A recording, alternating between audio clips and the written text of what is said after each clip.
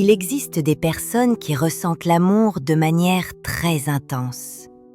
Elles sont touchées par la présence de l'autre, par un regard, par une attention, par un lien qui se crée doucement mais profondément.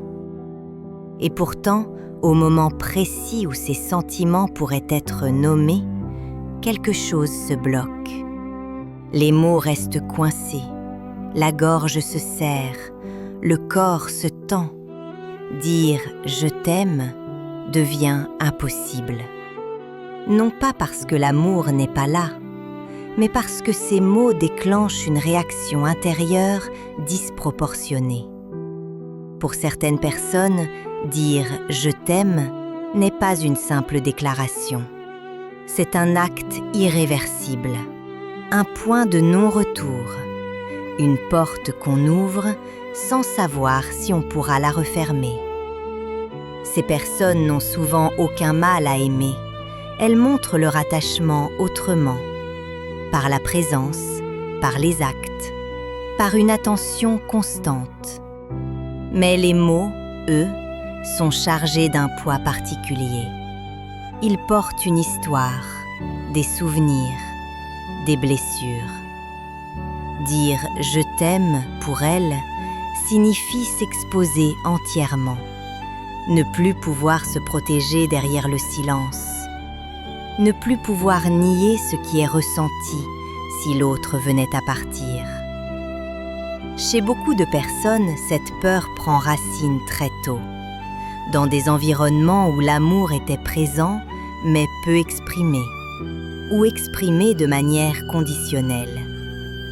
Quand l'enfant apprend que l'amour peut disparaître, qu'il peut être retiré ou qu'il doit être mérité, dans ces contextes, l'expression émotionnelle devient dangereuse.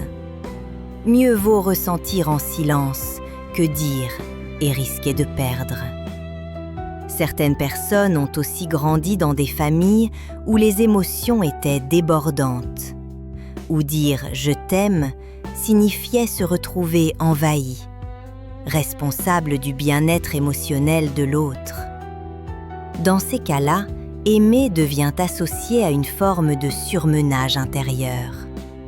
Dire « je t'aime » c'est accepter une charge supplémentaire, une responsabilité émotionnelle trop lourde. Il y a aussi cette peur très précise que beaucoup vivent sans oser la nommer. La peur de pleurer en disant « je t'aime ». Parce que pour certaines personnes, ces mots libèrent une émotion contenue depuis longtemps. Les larmes montent, la voix tremble, le corps lâche. Et cette perte de contrôle est vécue comme dangereuse, comme une faiblesse, comme une exposition trop intime. Ces personnes ont souvent appris à se tenir, à rester fortes, à maîtriser leurs émotions. Alors elles préfèrent ne rien dire, plutôt que de risquer de s'effondrer. Si ce que tu entends ici te parle, si tu reconnais cette peur ou cette retenue en toi, prends un instant maintenant pour liker cette vidéo et t'abonner à la chaîne. Tu peux aussi partager en commentaire si tu as déjà ressenti cette difficulté à dire « je t'aime », même en le ressentant profondément. Mettre des mots sur ce blocage est souvent une première étape essentielle. Très souvent, la peur de dire « je t'aime » est liée à une confusion inconsciente entre amour et perte de contrôle. Pour certaines personnes, aimer signifie se dissoudre dans la relation, perdre leur autonomie, leur équilibre, leur identité. Dire « je t'aime » devient alors une frontière symbolique qu'elles n'osent pas franchir. Parce qu'une fois ces mots prononcés, il devient plus difficile de faire marche arrière. Elles ont besoin de garder une distance intérieure, un espace de sécurité, une sensation de maîtrise. Et plus l'attachement grandit, plus la peur augmente.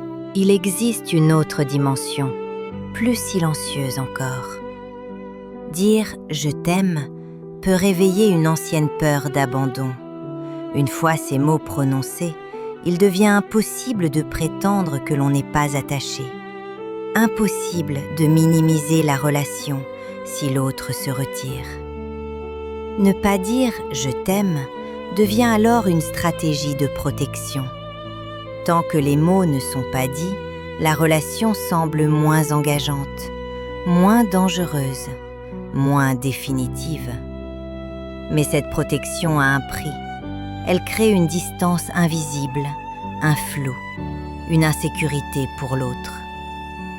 Celui qui attend ces mots peut ressentir un manque, une retenue, parfois même un doute sur l'amour reçu. Et pourtant, derrière ce silence, il n'y a pas un manque de sentiments. Il y a une peur profonde de se dévoiler.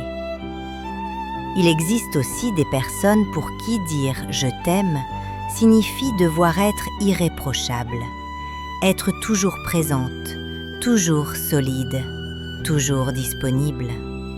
Comme si ces mots engageaient une promesse impossible à tenir, comme si aimer verbalement obligeait à ne jamais faillir. Alors elles se taisent, non par froideur, mais par peur de décevoir.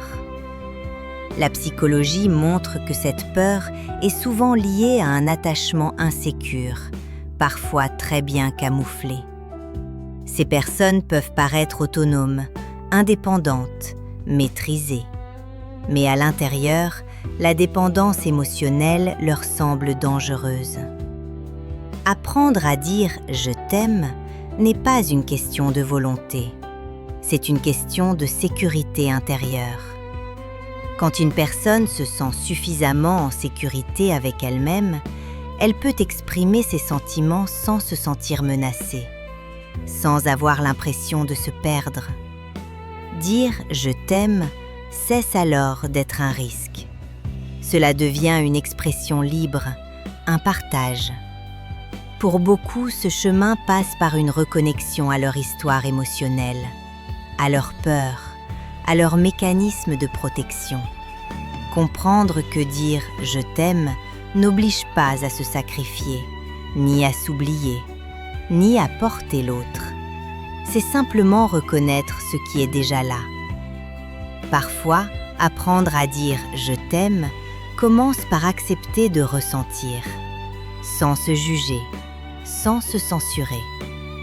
L'amour qui n'est pas dit n'est pas moins réel, mais l'amour qui peut être exprimé sans peur est souvent plus apaisé.